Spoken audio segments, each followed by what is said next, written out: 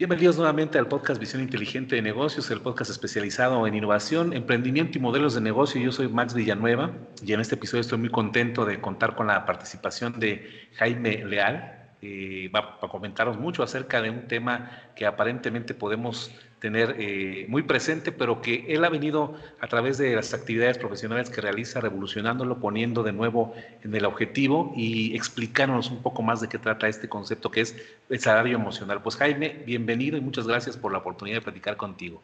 No, muchas gracias a ti, Max. La verdad, un placer estar aquí con ustedes y compartir con todo tu auditorio. Muchas gracias, Jaime. Brevemente, hago un resumen de todo el perfil profesional de Jaime. Él es director del Emotional Paycheck Institute de Canadá, es el Instituto del Salario Emocional, si lo vemos de esta forma, en español, y es el director precisamente de ese instituto, el primer instituto canadiense dedicado a este tema del salario emocional. Ujú. Ha sido también conferencista en TEDx en 2016, mentor para cientos de psicólogos desde el Instituto de Psicología de Holanda. Tiene también en su haber el Premio Ciudadano Ejemplar en 2010. Es un premio que también se ha acompañado de varias actividades que él hace porque tiene también actividades de voluntariado en misiones de rescate humanitario en Haití, Guatemala, Estados Unidos y México. Y también es un LinkedIn Top Voice con más de 40,000 seguidores. Dentro de su formación académica cuenta también con certificados como coach, como programación neurolingüística, negociación. Tiene también una maestría en educación positiva, una licenciatura en psicología y un doctorado en educación. Y este perfil le ha permitido, junto con todo lo que hemos escuchado, ir caminando en este proceso del salario emocional, Jaime. Y me gustaría, pues, primero preguntarte, pues, ¿cómo fue todo este camino hasta llegar a este tema que ahora haces, incluso, pues, desde Canadá, aunque creo que tu formación cercana también la tuviste al inicio aquí en México? ¿Cómo fuiste hilando estos puntos para llegar ahora a tocar este tema a través de un instituto que ha venido generando de nuevo este impulso hacia poner la atención en el salario emocional? Sí, muchas gracias, Max. Bueno, pues como lo comentaste, soy mexicano, nacido en Monterrey y mi formación básica fue allí en Monterrey, específicamente en un área llamada Santa Catarina, Nuevo León, López Mateos, la colonia. Y después nos fuimos a Monterrey, mis padres se cambiaron, nos cambiamos de casa y de ahí pude recibir formación secundaria, preparatoria y posteriormente migré a los Estados Unidos para hacer mi formación profesional. De ahí fui descubriendo, vaya, siempre traía como la iniciativa del voluntariado. Desde pequeño estaba en grupos de ayuda, radiocomunicaciones, hacer puentes de comunicación, porque vivíamos en una comunidad aislada, no en una ciudad, sino en un lugar que ahorita ya está muy poblado, pero cuando yo estaba pequeño era un lugar donde, imagínate, mi primer trabajo fue ser mensajero del único teléfono de la comunidad. Entonces solamente había un teléfono y estaba en una caseta en el centro de la colonia, por decirlo así, y pues después de la escuela nos íbamos mis compañeros y yo en las bicicletas y nos poníamos afuera de la caseta y pues cuando escuchábamos que había un mensaje para algún vecino, pues como ya sabíamos dónde vivía, en la bicicleta llegábamos más rápido, le avisábamos al vecino que tenía una llamada telefónica de la ciudad y pues le pedíamos a cambio una propina, ¿no? Y ya ese fue mi primer trabajo. No formal, pero obviamente mi primer trabajo. Entonces ya con eso pues te das cuenta que no soy jovencito, ¿verdad? Pero creo que la temática que manejas, ya lo iremos desgranando juntos, el tema del saber emocional, creo que tiene mucho que ver también con esta estructura de vida que has tenido, ¿no? Ser un puente de comunicación, mencionabas ahorita, llevar, a veces en esa llamada, me imagino, pues uno no sabía como pequeño y, no sé, noticias de alegría, noticias que en algún momento las personas recibían, tal vez esa llamada que no querían recibir, y Sí. creo que de una u otra manera fue impregnando esta visión que hasta la fecha tienes tú de ese toque humano del salario emocional. Fuiste formándote y en algún momento llegó a tu vida profesional este tema en particular y creo que también has tenido experiencia como emprendedor, según veo. Sí, la verdad fui emprendedor por obligación.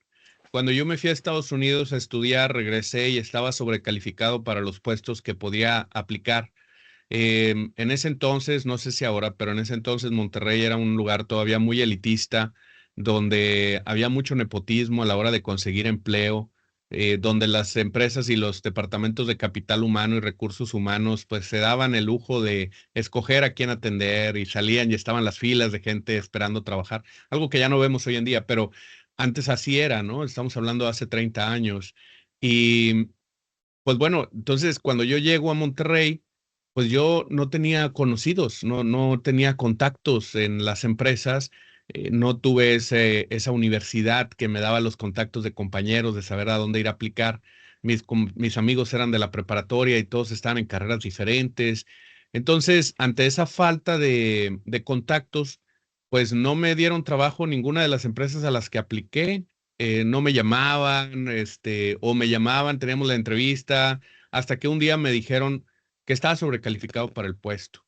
Y bueno, pues entonces tuve que empezar a ver por mí mismo, ¿no? Y empecé primero con clases de inglés, que era algo que se me facilitaba mucho. Terminé con un instituto con 30 maestros, después lo vendí y posteriormente fui migrando todavía en el ramo educativo, porque al final de cuentas el inglés es también el ramo educativo corporativo, que damos clases en empresas de inglés. Y ya cambié por el tema más de psicología, ¿verdad? Que es motivación, liderazgo, trabajo en equipo. Y eso fue llevando poco a poco al tema de la felicidad. Y la felicidad se convirtió en felicidad en el trabajo. Y felicidad en el trabajo se convirtió en salario emocional. Entonces, ese es como el viaje, ¿no? Gracias a Dios hoy en día, y lo cuento con mis clientes, pues me contratan las empresas a las que apliqué, ¿verdad? Todas las empresas a las que apliqué ya ahorita puedo decir que ya tengo el checklist completo. Todas me han contratado como cliente, como proveedor, para prestar los servicios. Incluso en dos empresas muy grandes, refresqueras, una de ellas refresquera, la otra fabrica cristales, vidrios automotrices. Las dos me dieron mi gafet porque conociendo la historia de que había aplicado y que no me habían contratado, pero ahora con la contribución del salario emocional y los beneficios que han tenido reduciendo su rotación, de parte de los regalos y el reconocimiento que me hicieron fue regalarme un gafet como empleado honorario de la empresa. Tengo dos de ellos. Increíble, Jaime. Sin duda hay muchas anécdotas derivadas del tema en sí. Y algo que me llamó mucho la atención cuando pues, vi tu perfil y tuve la oportunidad de contactarte es que cómo es que llegas a Canadá propiamente, cómo fue el emigrar esto. No sé si tiene algo que ver con que el tema para desarrollarlo en México pueda ser un poco complejo o fueron ya situaciones personales las que te llevaron a ahora estar radicando en Canadá y desde ahí con esta empresa tuya ahí arraigada, tener todo este panorama de actividades que haces, no solamente me imagino en Canadá, sino que sigues trabajando también en México y sin duda, no sé si Sí. más allá del país de México. Actualmente trabajamos en 18 países. Tenemos operación directa en 18 países con oficinas en 5 de ellos. Los demás los afectamos directamente o los impactamos directamente o indirectamente, ¿verdad? Por medio de esas oficinas. Por ejemplo, tenemos oficina en Guatemala y damos servicio a El Salvador, Nicaragua, Honduras, Costa Rica. En Costa Rica estamos desarrollando otra nueva operación por un cliente grande que tenemos ahí. Estamos en Colombia, estamos en Ecuador y de ahí pues damos el servicio a esta zona andina que tenemos bastante presencia y pues, estamos en España, estamos en República Dominicana, en México y aquí en Canadá. La oficina de Canadá le da servicio a Canadá y a Estados Unidos. Y la parte de migración se da en el 2010, después de que yo recibo el Premio Ciudadano Ejemplar por haber acudido a la misión de rescate humanitario en Haití en el 2010. Eran tiempos muy complejos en Monterrey, con narcobloqueos, con secuestros, con cobros de piso. Muy difícil ser empresario, sobre todo en mi línea del trabajo. En ese entonces era muy fuerte el outdoor training, es decir, yo llevaba a los empresarios, a los ejecutivos, a vivir experiencias al aire libre. Entonces esto forzosamente te hacía salir de la ciudad, ¿verdad? Para buscar un lugar donde hubiera un espacio con cabañas o una montaña o algo donde pudieras tener este tipo de actividades al aire libre y pues invariablemente entrabas en zonas peligrosas que ya no nos permitían operar y yo no quise seguir arriesgando a mis clientes porque pues tuvimos varios avisos muy cercanos y además pues teniendo hijos pequeños pues también buscando un mejor futuro para ellos se abrió la posibilidad de invertir en Canadá y abrimos un instituto en Canadá, que es como me vine aquí a Canadá como inversionista. Yo sí quiero aclarar que mi familia viene de muy bajos recursos o medios recursos, digamos. Nunca me faltó la comida, nunca me faltó la educación básica, ni la ropa. Mi padre siempre muy trabajador y muy ordenado en sus gastos.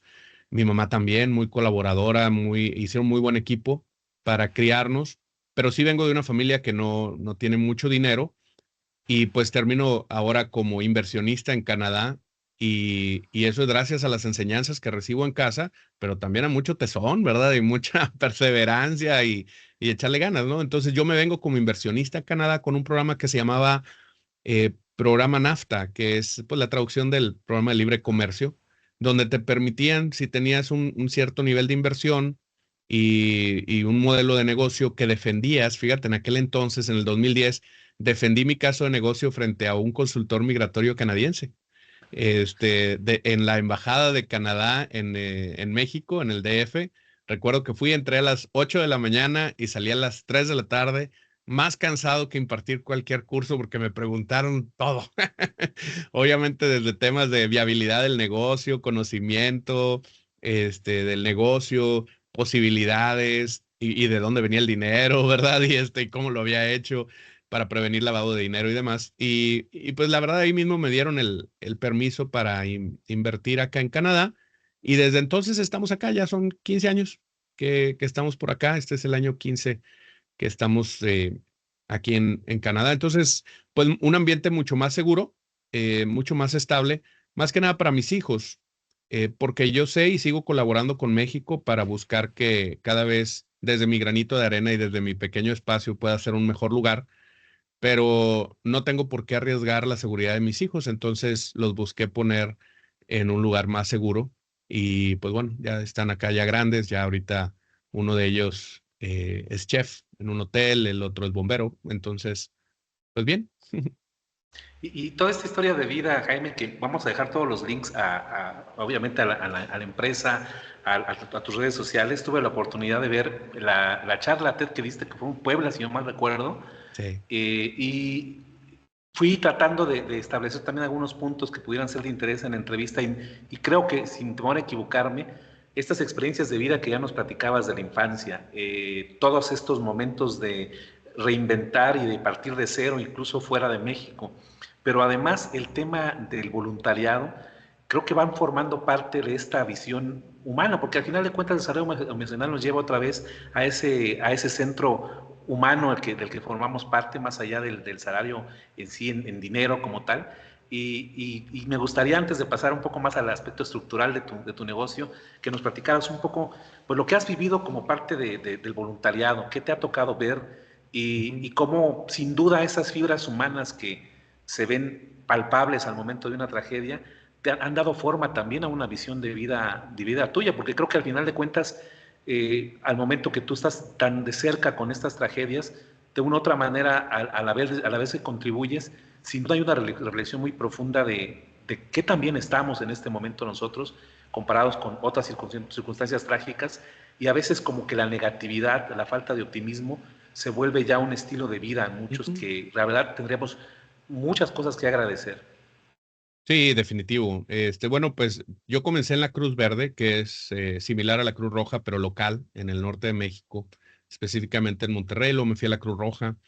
Y posteriormente con mis estudios pude ayudar desde el punto de vista psicológico y me uní a una organización, Doctores del Mundo, y bueno, ahí terminé por medio de unos contactos, unos amigos que hoy en día es familia en República Dominicana, apoyando en la misión de rescate humanitario de Haití en el 2010. Y bueno, pues ahí me toca ver, como en muchos otros lugares, pero ahí de especial manera, la gran cantidad de desastre, ¿no? De que causa un terremoto, sobre todo cuando hay esa combinación de mala construcción con pobreza, con falta de cultura, con falta de higiene. Y la verdad es, por ejemplo, una de las cosas que más me impactó ahí en Haití, son muchas historias, ¿no? Pero una de ellas es que la mayor cantidad de amputaciones que yo he visto en mi vida en una misión, y vaya que he visto misiones, he hecho más de 30, y en esa es la mayor cantidad de amputaciones. Y cuando yo le preguntaba al médico, ¿por qué tanto? O sea, ¿por qué tantas amputaciones? Literalmente teníamos unas fosas para solamente partes del cuerpo, o sea, para brazos, piernas, manos, pies. Y, y me dice el médico, es higiene. En realidad eran fracturas simples, pero se complicaron porque la gente no se lava. Entonces, la falta de higiene, cuestiones muy básicas, culturales, a veces de recursos, ¿verdad? Que no tenían acceso al jabón, pero en su mayoría, pues cuestiones de culturales, de limpieza básica, que llevan a tragedias muy grandes. Y entonces, pues como perder una parte del cuerpo, ¿no? La mala construcción de la vivienda que complicaba el rescate de las personas, donde anteriormente, cuando tú tienes un temblor, un terremoto, las personas que viven en México lo saben, pero los que no viven en México tal vez no estén familiarizados que hay muchas posibilidades de sobrevivir a un temblor porque se forman espacios que se llaman delta, que es cuando una estructura, una pared cae y se forma una D, por eso se llama la letra delta del alfabeto griego, que es como un triángulo, ¿verdad? Y esos triángulos de vida es donde esa persona que esté resguardada en ese triángulo, que puede ser un librero que se apoyó sobre la pared y pues quedas en ese espacio, puede estar viva durante varios días y puede ser rescatada. Pero el problema en Haití fue que las estructuras de las columnas estaban hechas literalmente con alambre, no con varilla. Entonces, los techos además no tenían aligeramiento de placa, no tenían estos materiales de poliuretano, poliestireno que ocupan el espacio, pero no generan pesos en el techo. Y acá era pues puro concreto, ladrillo, puro piedra. Entonces, a la hora de que combinas el factor de columnas débiles con algo muy pesado arriba, pues el efecto sándwich era inmediato y efectivamente, pues si no te mataba, te amputaba. Entonces, todo ese tipo de cosas combinadas nos dejan ver qué bien la tenemos en otros países, ¿no? Donde, por ejemplo, yo vi personas morir en alguna misión, no en esa de Haití, por falta de agua o personas que de verdad estaban a punto de morir por una medicina que nosotros podemos conseguir en la esquina.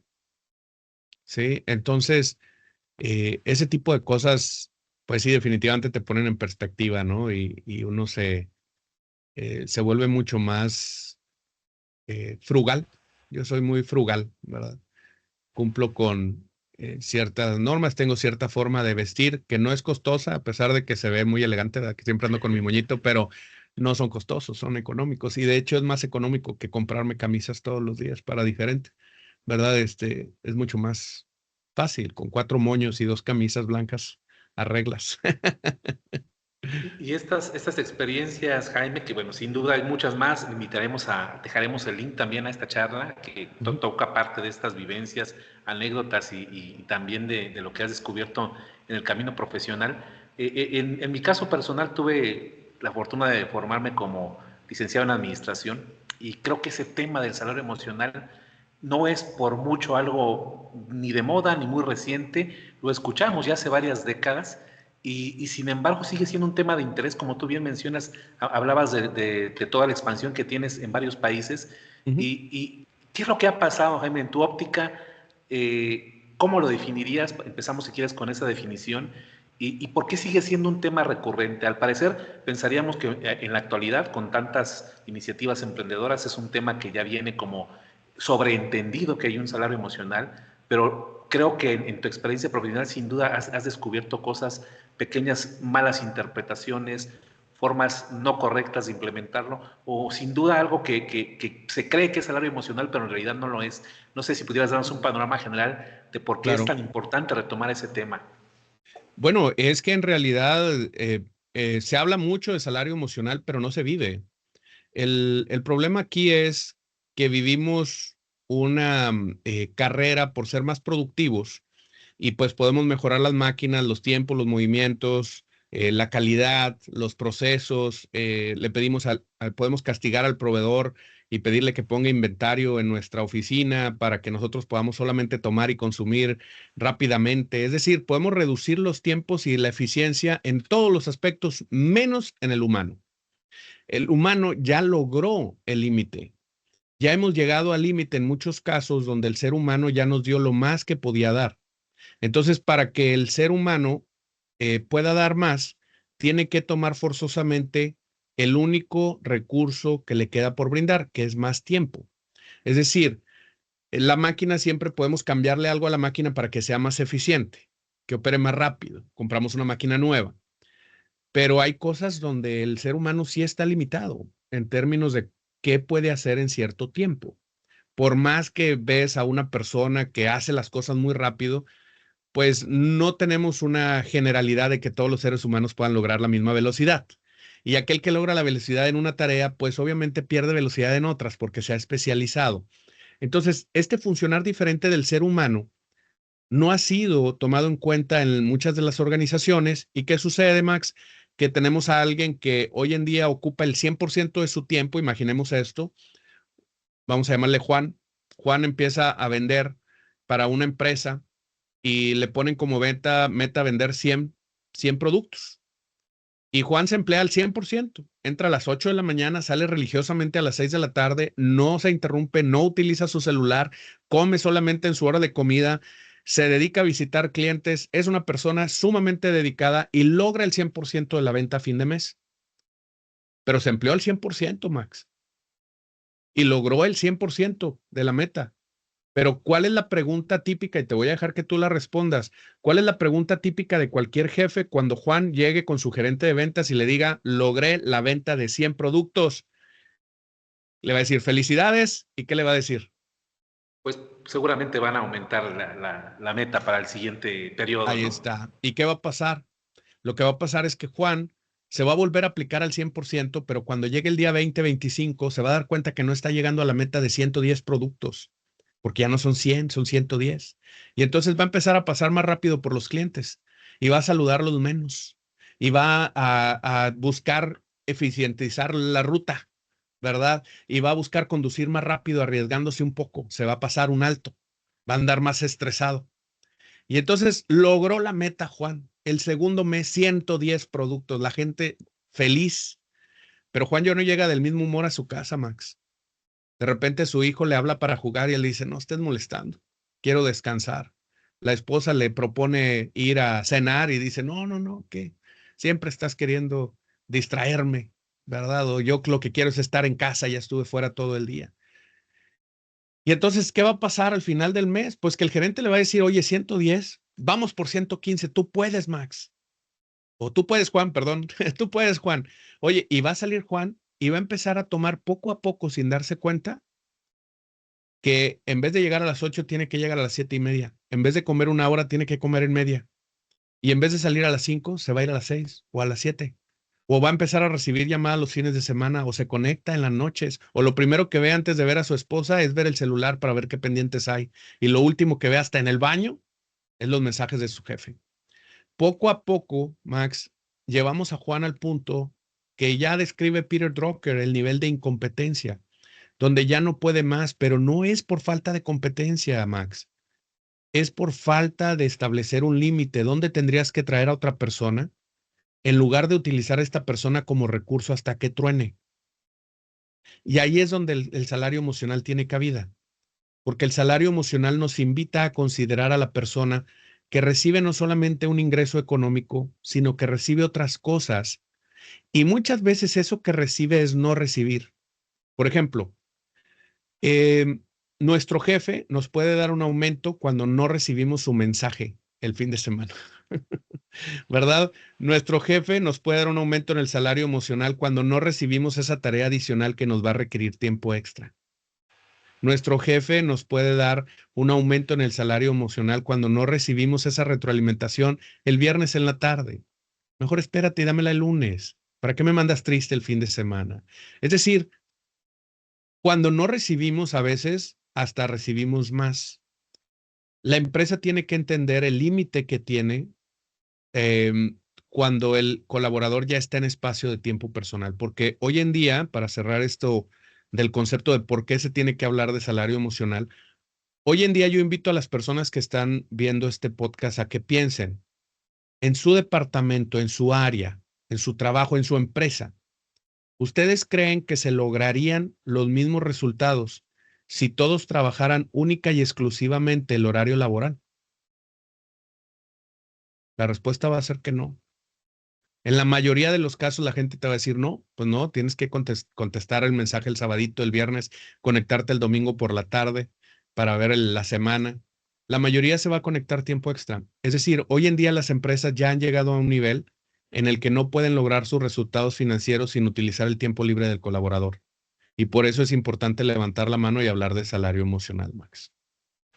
Porque al final de cuentas, escuchándote, Jaime, se normaliza esa situación, ¿no? El Claro, trabajo sí es normal recibir los fines de semana, es lo más común, así son las cosas en esta organización. Y es el parece trabajo. mentira, ¿sí? Parece mentira que en esta época que se habla tanto de tecnología, de productividad, todavía se siga arrastrando este fenómeno. Yo recuerdo mucho, pues, lo clásico, el empleado del mes, la fotografía, exponerla, y era como mencionabas tú, era como visibilizar algo que se hizo bien, muchas veces visibilizar lo que se hizo bien en función de las metas, ese era el premio, pero nunca lo había visto desde esta óptica del no hacer, ¿no? De los nos que a veces también en la conciencia directiva debe de existir para no generar este tema que nos va a llevar sin duda a hablar un poco de burnout, de muchas situaciones que se viven en la vida familiar.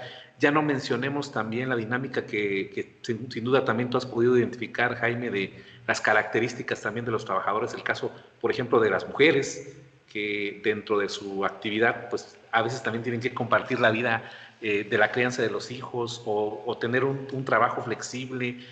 ¿Cómo has visto este panorama, Jaime? ¿Hay alguna, sin duda hay puntos de confluencia en muchas de las experiencias que has tenido más allá de Canadá o de México, pero ¿habrá modelos que puedan sernos útiles? No sé si México ha tenido algún auge, algún despunte en estas condiciones que mencionabas para bien. Tenemos, por ejemplo, normas que han tratado, normas oficiales que han tratado de apuntalar esta visión, pero qué tanto hay? No sé, incluso con respecto a Canadá, no sé si pudiera haber alguna evolución diferente. ¿Cómo has podido tú ir medir una temperatura en estos escenarios internacionales en los que has podido llevar a cabo este tipo de trabajos? Mira, donde quiera que voy, ya regularmente viajo con una camiseta que dice, ¿qué tan alto es tu salario emocional? Y está en inglés, How high is your emotional paycheck? Porque emotional paycheck es el nombre del instituto.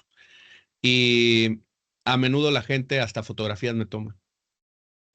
Sí, se la voy a mandar a mi pareja, se la voy a mandar a mi esposa, se la voy a mandar a mi amigo. Ah, qué buena está esta pregunta. Y la verdad es un tema mundial, ¿verdad?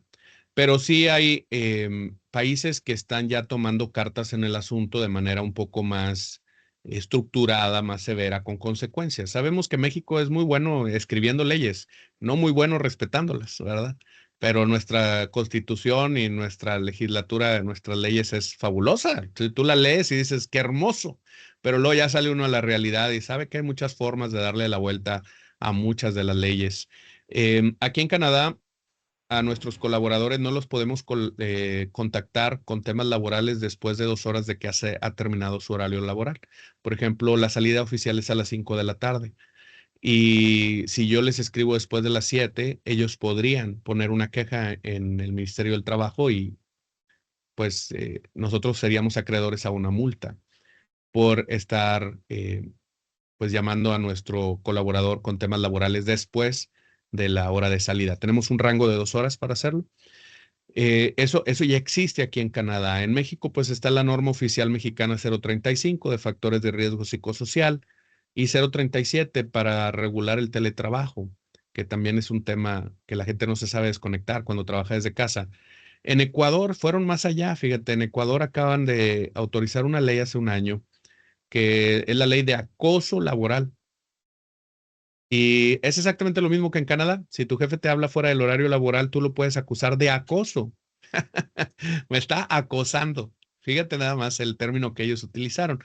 Cada país está haciendo sus iniciativas diferentes. En Colombia también ya está saliendo una ley, en Guatemala ya existe. Es decir, es una necesidad mundial el tema del balance entre la vida personal y la vida laboral. Y es que lo que hemos vivido es que cada vez que tenemos un espacio libre, este modelo capitalista con el cual concuerdo, me parece muy bien, yo no soy de izquierda, soy más de derecha, soy más conservador, pero en este modelo capitalista, si no le ponemos ahí control, se nos sale de las manos, porque si vamos hacia atrás en un modelo de familia tradicional, donde solamente uno de los padres trabajaba en los 60s, con eso alcanzaba para vivir. Y entonces se nos vendió la idea de que si salía a trabajar también la otra parte de la familia, en ese caso eran las mujeres, ¿verdad? Que salieran a trabajar, la esposa, pues iban a tener doble ingreso. Entonces, doble ingreso en nuestra mente, pues era un mejor estilo de vida. Pues resulta que hoy en día las parejas no pueden pensar en que solo uno trabaje.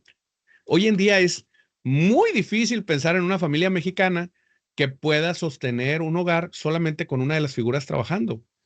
Entonces, fíjate qué ha pasado, que aquello que comenzó como algo para tener más, terminó resultando en una obligación donde el que no lo haga no puede llegar incluso a lo que es básico. Entonces, eso mismo nos sucede con el tiempo libre, Max.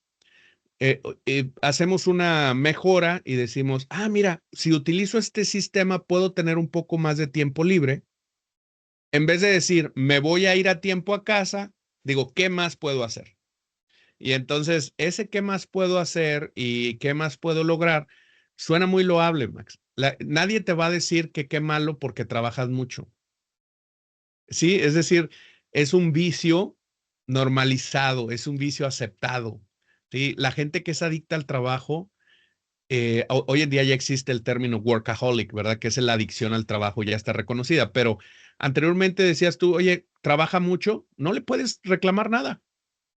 No le puedes reclamar nada a la persona que trabaja mucho, pero hoy en día ya sabemos que también eso es una enfermedad y nos lleva a problemas de salud, problemas de relaciones sociales y sobre todo, hoy en día en los Estados Unidos es la Asociación Americana de Psicología a la cual pertenezco, ya dice que si el segundo duelo más doloroso es perder el empleo. El primero es perder un familiar, el segundo es perder el empleo. Y cuando te diga el tercero vas a decir, wow, porque el tercero es el divorcio. Fíjate, sí, yo vi tus cejas. Sí. Es increíble, ¿no? Que se sufra más perdiendo el empleo que perdiendo una relación familiar. O sea, todos estos ya son indicadores, Max, que por sí solos deberían de levantar las alarmas fuerte de hacia dónde vamos como sociedad. Si la empresa, una de sus labores, además de hacer dinero y ser sustentable o sostenible, pues también debería ser arrojar un bien a la comunidad, pues qué tipo de bien estamos arrojando cuando creamos estructuras sociales o participamos de estructuras sociales donde los padres tienen que trabajar, lo cual le quita tiempo a los hijos, ¿verdad? De vida familiar. Y además generamos un ambiente donde ser adicto a venir conmigo a trabajar está bien visto y eso te enferma. Y eso debe ser más importante, venir a trabajar conmigo que perder tu relación de pareja. O sea, es esos tres factores, uniéndolos y conectándolos, yo estoy seguro que más de una persona ahorita conoce a alguien que ha renunciado a un empleo porque estaba a punto de perder su familia, o que ha renunciado, o que ha perdido su familia porque, pues, trabajaba mucho, ¿verdad? Y todo este contexto, Jaime, para poner todavía un poco más de abonar un poco más esta discusión, el teletrabajo, como ya mencionabas, bueno, todo el fenómeno que se dio con el confinamiento por temas de salud, también puso a colación esto. Uno podía pensar que ya con una dinámica de trabajo en casa esto se soluciona, pero aquí aparecen nuevos retos y creo que también los has enfrentado tú en la variedad de negocios y problemas que se van presentando en cada cliente que tienes. También dentro del esquema del teletrabajo hay fórmulas, mecanismos para que este salario emocional también tenga vigencia y también reconocer que dentro de ese trabajo o teletrabajo se pueden caer en los mismos riesgos, ¿no? De un exceso Completamente. laboral. ¿Cómo manejar esto? Sobre todo en algún momento cuando se dio todo este fenómeno del teletrabajo de manera casi forzada en algunos casos, había la pérdida de conexión. Si a veces trabajando físicamente en una institución llegamos a perder un poco de conexión con la misión, la visión, si es que la teníamos, ahora sin esta presencia física, ¿cómo han contribuido estos factores a incluso también ustedes como empresa relacionada con el tema del salario emocional, replantearse los mecanismos, las estrategias para poder abonar un poco también estas necesidades particulares? Sí, sí, sí, mira. aquí es donde yo hablo en mi libro de La Fogata del Bienestar sobre los triángulos del bienestar, ¿no? Tenemos 3 triángulos del bienestar. Uno de ellos va a ser cada vez más pequeño que el anterior. Entonces, el primer triángulo del bienestar que debemos de poner atención es el que comprende gobierno, empresa y ciudadano. Y este es el triángulo que a mí me llevó a tomar la decisión de emigrar a Canadá en el 2010, porque debemos de ver que el gobierno ofrezca las condiciones necesarias para que se pueda desarrollar una empresa. La empresa ofrece las condiciones necesarias para que yo pueda trabajar eficientemente y el colaborador colabora con contribuyendo honestidad, trabajo, dedicación, aplicación de competencias para la visión y el logro de la meta común de la empresa o del gobierno donde decida enrolarse. Entonces, este triángulo es muy grande. En México son 126 millones de mexicanos, ¿verdad? Y entonces en estos 126 millones de personas, pues tenemos muy poquita injerencia. Tanto así que ahorita las personas que nos ven, que estén en México, seguramente algunos estén contentos por la nueva presidenta y otros no. Eso es los que no estén contentos, pues ahí se dan cuenta de la poca injerencia que tenemos algunos sobre quién nos gobierna o quién gana o quién pierde, porque pues somos 126 millones, ¿verdad? Somos muchos. Pero si tú estás primero, tenemos que analizar que para que nosotros podamos tener bienestar, pues tiene que haber un gobierno que ofrezca ciertas condiciones, desde carreteras, comunicación, seguridad, instituciones, ¿verdad? Todos esos mecanismos, leyes que se cumplan. Y luego, la empresa. Hay lugares, hay países donde sí es cierto que el gobierno hace falta, pero también hay países donde hace falta la empresa, ya sea que las empresas han abusado de su control, han llegado vorazmente a devorar recursos, han dañado el ambiente. En pequeñas comunidades se vive eso, ¿verdad? Donde llegan estas mineras y de repente explotan todo lo que había ahí y pues prácticamente desaparece la comunidad que existía anteriormente, pues porque a lo mejor el gobierno no logró controlar, la empresa llegó y arrasó y se acabó con el ciudadano. Y ya nadie puede vivir en esa zona. Hay varias así en México, hay varias así en Ecuador, me sé las historias, ¿no? Entonces, tenemos que ver cómo ese triángulo está participando cada uno, pero también, ojo, porque hay malos ciudadanos. Pues yo conozco un lugar muy cerca donde habita mi madre, todavía en México, donde pues en una plaza se coordinaron gobierno y empresa para rehabilitar la plaza. Pusieron al mismo nivel que aquí en Canadá, Max, muy probablemente más bonito que lo que yo veo aquí en Canadá en los parques. La gente que dice, ay, Canadá tan bonito. Bueno, ese parque estaba hermoso. Tenía césped, sistema de riego, césped artificial en una cancha de fútbol rápido, iluminación, árboles, flores, banquitas. Pues sí, pero ¿qué pasó? Que a los 6 meses se robaron el sistema de riego, pues obviamente se secaron las flores, algunos vecinos dijeron, pues ante que se sequen a que me las lleve, se las llevaron, o sea, el césped artificial desapareció, entonces terminó hecho un desastre. ¿Por qué? Gobierno y empresa hicieron lo suyo, pero el ciudadano no.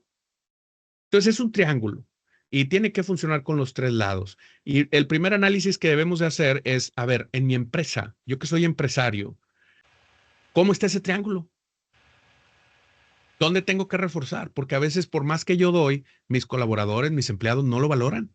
Entonces, tengo que educar acerca de bienestar, tengo que educar acerca de cómo hay empresas que dan escuelas de padres, escuelas para padres.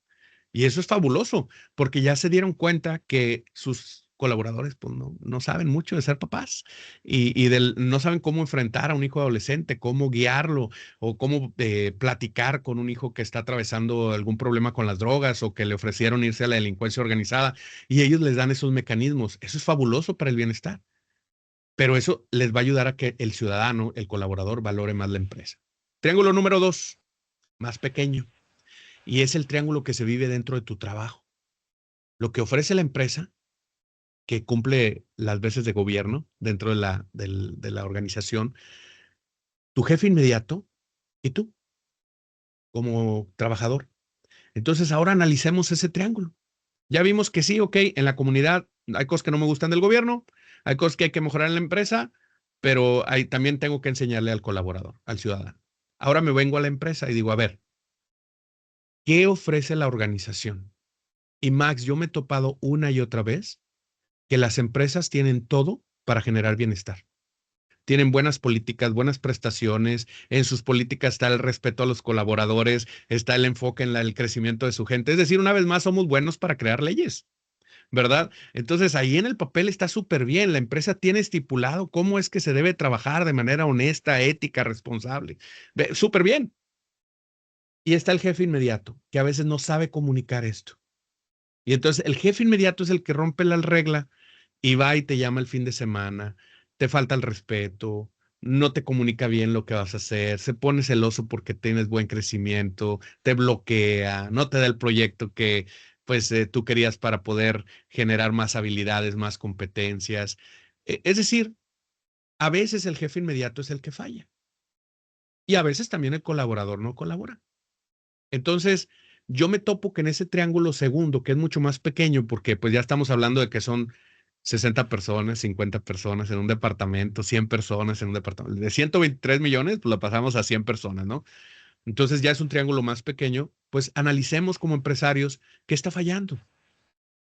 Y a lo mejor el dueño de una empresa de 500 personas tiene que hacer 20 triángulos, uno para cada departamento, y ver si está fallando el jefe inmediato y capacitarlo, o si es que los colaboradores no tienen la cultura de trabajo y fomentarla y educarlos, o irlos a buscar donde los encuentres con la cultura que ya tú estás buscando. Pero definitivamente tienes que reforzar esos triángulos para que aprovechen las ventajas de la organización. Mira, una pregunta para que sepas cómo está el lado del jefe inmediato, Max. Para todos los que tienen empresa, pregúntenle a sus jefes inmediatos, ¿cuántas prestaciones tiene la empresa? La mayoría no te sabe decir. No te sabe decir. Y yo digo, bueno, si un jefe inmediato no sabe qué es lo que la empresa ofrece a su colaborador, ¿cómo se lo puede vender? ¿Cómo puede generar eh, que aproveche el colaborador las ventajas que ofrece la empresa? ¿Sí? Sería como tener un alcalde que no conozca las leyes, ¿verdad? ¿Cómo vas a hacerlas respetar? ¿Cómo vas a hacer que las aprovechen los derechos, los beneficios? No los conoce, no conoce derechos y obligaciones, pues entonces, ¿cómo va a hacer que los aprovechen y los respeten los colaboradores? Ese segundo triángulo es muy importante. Ahí es donde se trabaja el salario emocional. Y vamos sobre regularmente el lado más débil, es el del jefe inmediato, que necesita habilidades para comunicar esto. Y todos tenemos un jefe, ¿eh? Y luego nos vamos al triángulo más pequeño. El triángulo más pequeño es el triángulo del bienestar personal. Y este se divide entre lo que hago en el trabajo, lo que hago con mi familia y lo que hago por mí. Es el triángulo más pequeño que vas a encontrar. Y muchas personas dicen, pero mi familia no soy yo. O sea, que yo ahí voy cuando estoy con mi familia. No, no, tienes que tener un espacio para ti. Entonces, un espacio para trabajar, un espacio para mi familia y un espacio para mí. Lo que pasa es que volvemos al tema del trabajo excesivo. Hemos trabajado tanto que se nos olvida el tiempo para nosotros, se nos olvida el tiempo para la familia y terminamos solo siendo buenos para trabajar.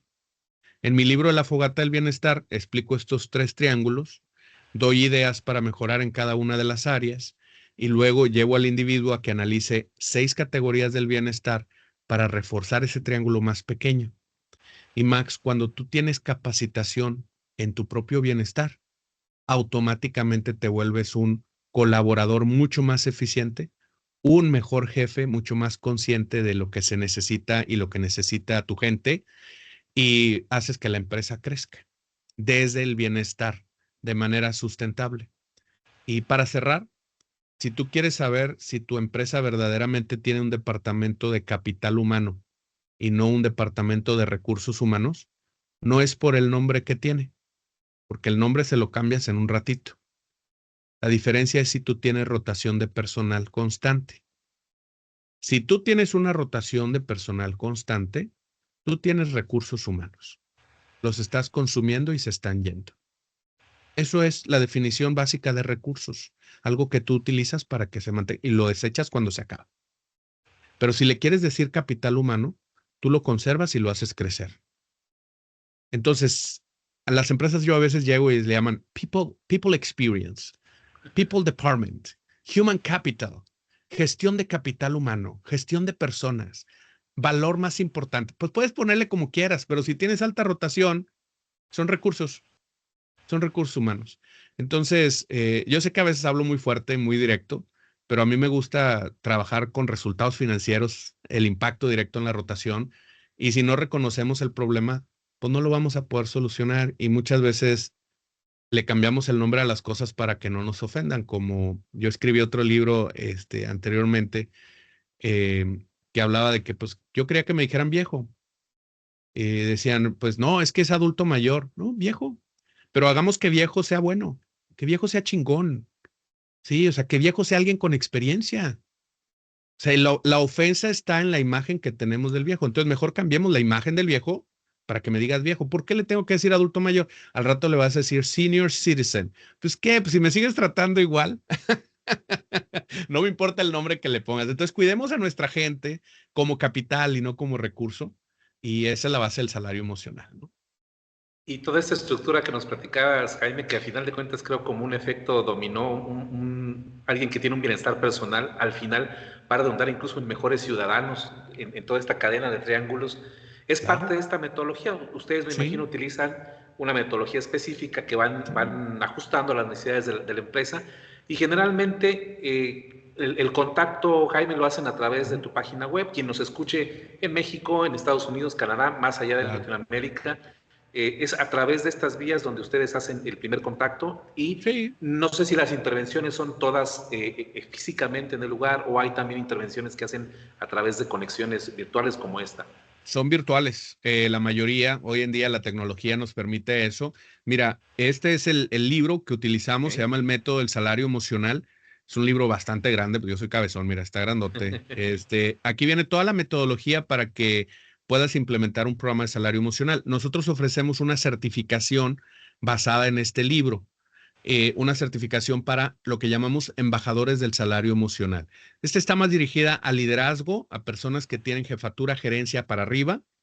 Y tenemos otra formación que es una formación más a nivel supervisor y jefe de turno, que es la formación en la fogata del bienestar.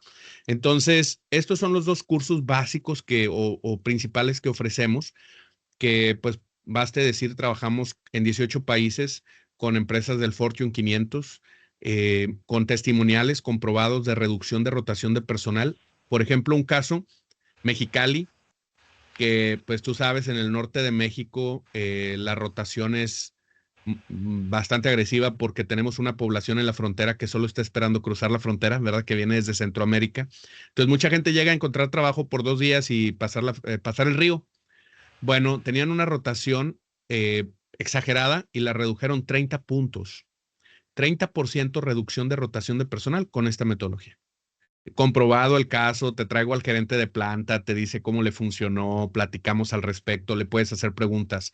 Una empresa refresquera, líder, que nos encanta, de color líquido es negro, pero la etiqueta es roja, que seguramente han probado alguna vez, aplicó los dos y están teniendo una línea de producción donde ya lograron el 0% de rotación dentro de la planta y era la línea que tenía mayor problema y hoy en día es aspiracional. La gente quiere trabajar ahí por la metodología del salario emocional. También te traigo al gerente de la planta, está en Occidente, en Aguascalientes, te platica de viva voz y te dice, así fue como lo hicimos, esto es el paso que seguimos de este libro, esto es lo que aplicamos.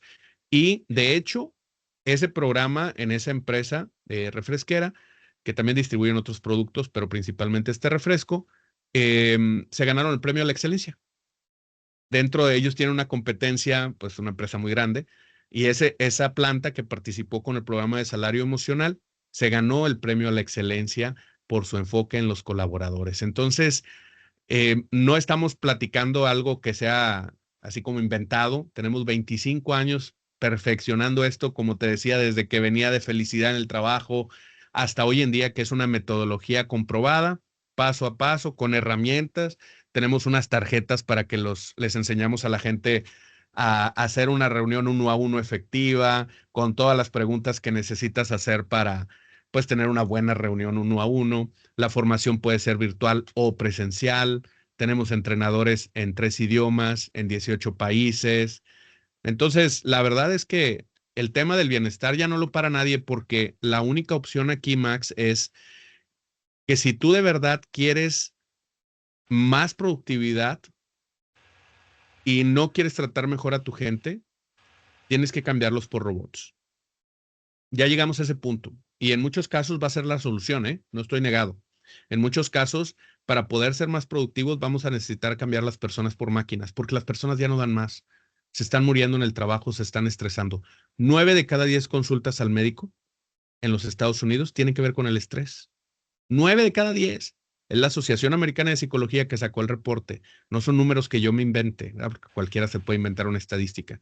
Entonces, cuando vemos números así, nos damos cuenta del gran riesgo ante el cual estamos. Yo escribí un artículo en LinkedIn que pegó mucho, que decía yo, o los tratas como humanos o los cambias por robots. Ya llegamos a ese punto, que la gente ya no puede más.